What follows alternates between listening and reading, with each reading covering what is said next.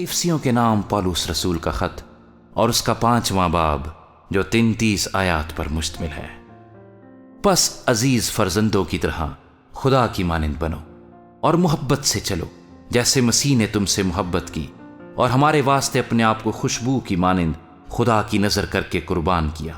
اور جیسا کہ مقدسوں کو مناسب ہے تم میں حرام کاری اور کسی طرح کی ناپاکی یا لالچ کا ذکر تک نہ ہو، اور نہ بے شرمی اور بےہودہ گوئی اور ٹھٹھے بازی کا، کیونکہ یہ لائق نہیں، بلکہ برعکس اس کے شکر گزاری ہو،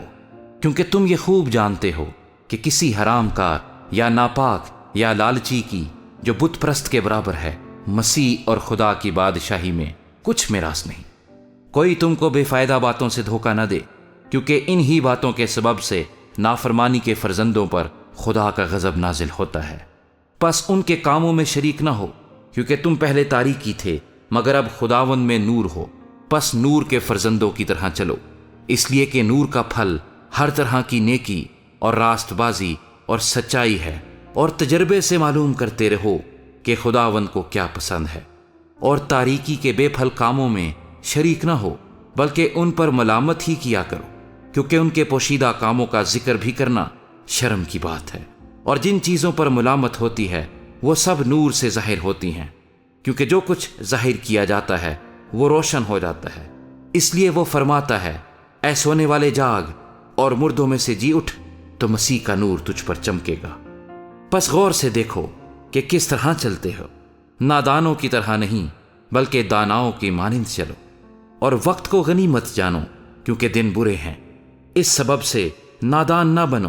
بلکہ خداوند کی مرضی کو سمجھو کہ کیا ہے، اور شراب میں متوالے نہ بنو کیونکہ اس سے بدچلنی واقع ہوتی ہے، بلکہ روح سے معمور ہوتے جاؤ، اور آپس میں مزامیر اور گیت اور روحانی غزلیں گایا کرو، اور دل سے خداوند کے لیے گاتے بجاتے رہا کرو، اور سب باتوں میں ہمارے خداوند یسوع مسیح کے نام سے ہمیشہ خدا باپ کا شکر کرتے رہو، اور مسیح کے خوف سے ایک دوسرے کے تابع رہو۔ اے بیویو، اپنے شوہروں کی ایسی تابع رہو جیسے خداوند کی، کیونکہ شوہر بیوی کا سر ہے جیسے کہ مسیح کلیسیا کا سر ہے، اور وہ خود بدن کا بچانے والا ہے۔ لیکن جیسے کلیسیا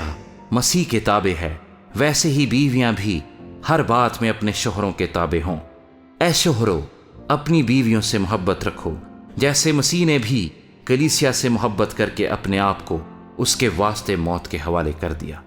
تاکہ اس کو کلام کے سبب سے پانی سے غسل دے کر اور صاف کر کے مقدس بنائے، اور ایک ایسی جلال والی کلیسیا بنا کر اپنے پاس حاضر کرے جس کے بدن میں داغ یا جھری یا کوئی اور چیز نہ ہو بلکہ پاک اور بے عیب ہو۔ اسی طرح شوہروں کو لازم ہے کہ اپنی بیویوں سے اپنے بدن کی مانند محبت رکھیں۔ جو اپنی بیوی سے محبت رکھتا ہے وہ اپنے آپ سے محبت رکھتا ہے، کیونکہ کبھی کسی نے اپنے جسم سے دشمنی نہیں کی بلکہ اس کو پالتا اور پرورش کرتا ہے، جیسے کہ مسیح کلیسیا کو، اس لیے کہ ہم اس کے بدن کے عضو ہیں۔ اسی سبب سے آدمی باپ سے اور ماں سے جدا ہو کر اپنی بیوی کے ساتھ رہے گا، اور وہ دونوں ایک جسم ہوں گے۔ یہ بھید تو بڑا ہے،